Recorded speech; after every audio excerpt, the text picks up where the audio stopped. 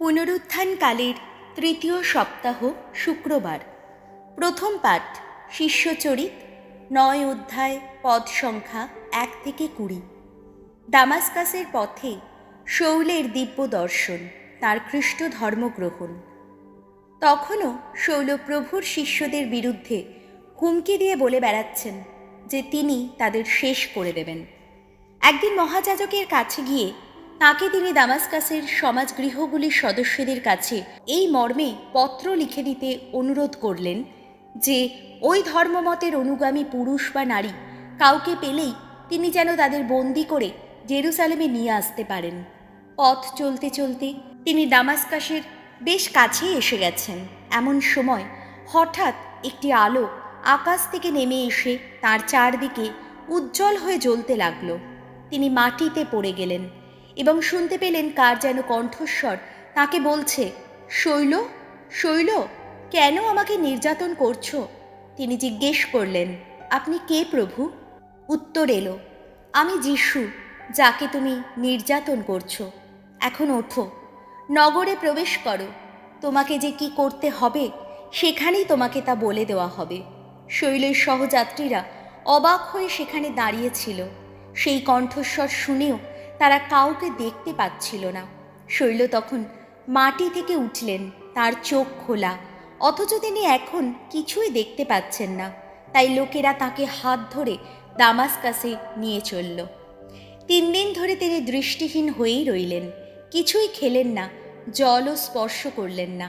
তখন দামাস্কাসে আনানিয়াস নামে একজন শিষ্য ছিলেন। তাকে দর্শন দিয়ে প্রভু তাকে ডাকলেন, আনানিয়াস।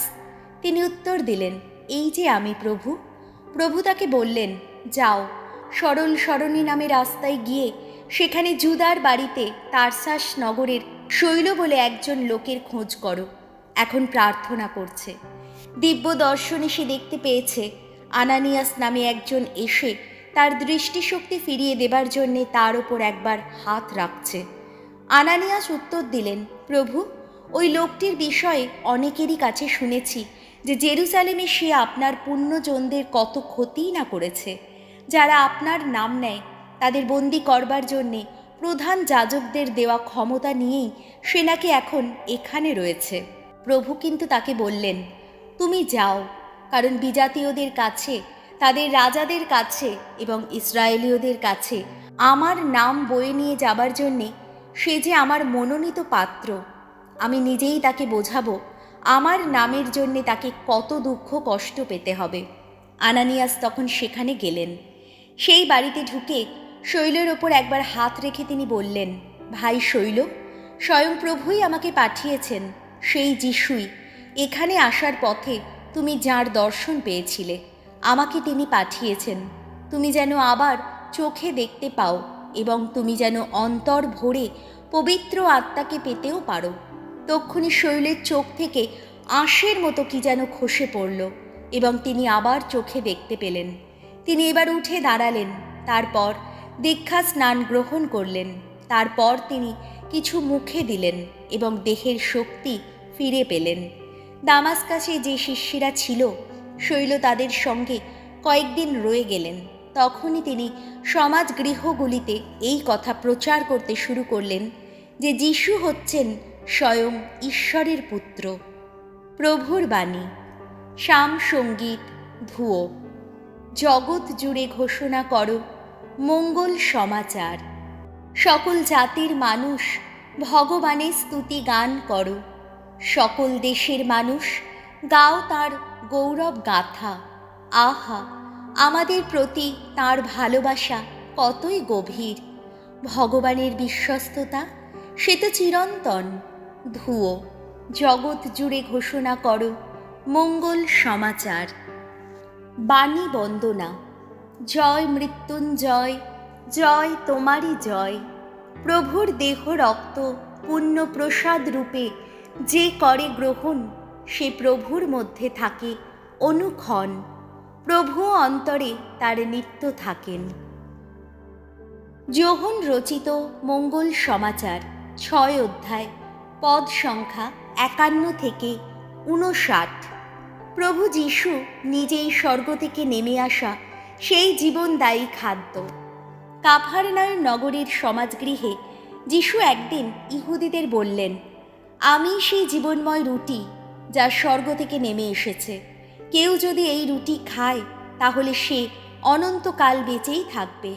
আর এই যে রুটি আমি দান করব তা আমার নিজেরই মাংস। তা আমি দান করব যাতে জগতের মানুষ জীবন পেতে পারে। এতে ইহুদিদের মধ্যে একটা প্রচণ্ড তর্কাতর্কি বেঁধে গেল। তারা বলতে লাগলো, লোকটা কি করে ওর নিজের মাংস আমাদের খেতে দিতে পারে? তখন যিশু তাদের বললেন, আমি তোমাদের সত্যি সত্যি বলছি, তোমরা যদি মানব পুত্রের মাংস না খাও আর যদি তার রক্ত পান না করো, তাহলে তোমাদের সেই জীবন পেয়ে যাবার আর প্রশ্নই ওঠে না। যে আমার মাংস খায় ও আমার রক্ত পান করে সে শাশ্বত জীবন পেয়েই যায়, আর শেষ দিনে তাকে আমি পুনরুত্থিত করব। কারণ আমার মাংস প্রকৃত খাদ্য ও আমার রক্ত প্রকৃত পানীয়। যে আমার মাংস খায় ও আমার রক্ত পান করে সে আমার মধ্যে বাস করে আর আমিও তার মধ্যে বাস করি। আমাকে যেমন পাঠিয়েছেন স্বয়ং জীবনময় পিতা, এবং আমি যেমন পিতারই জন্যে বেঁচে আছি, তেমনিভাবে আমাকে যে খায় সে আমারই জন্যে বেঁচে থাকবে। এমনই এই রুটি যা স্বর্গ থেকে নেমে এসেছে। তোমাদের পিতৃপুরুষেরা যা খেয়েছিলেন এই রুটি তেমন রুটি নয়, তারা তো মারা গেছেন। এই রুটি যে খায় সে অনন্তকাল বেঁচেই থাকবে। যিশু এইসব কথা বলেছিলেন কাফারনায়ুম নগরের সমাজগৃহে উপদেশ দেবার সময়। প্রভু যীশু খ্রিস্টের মঙ্গল সমাচার।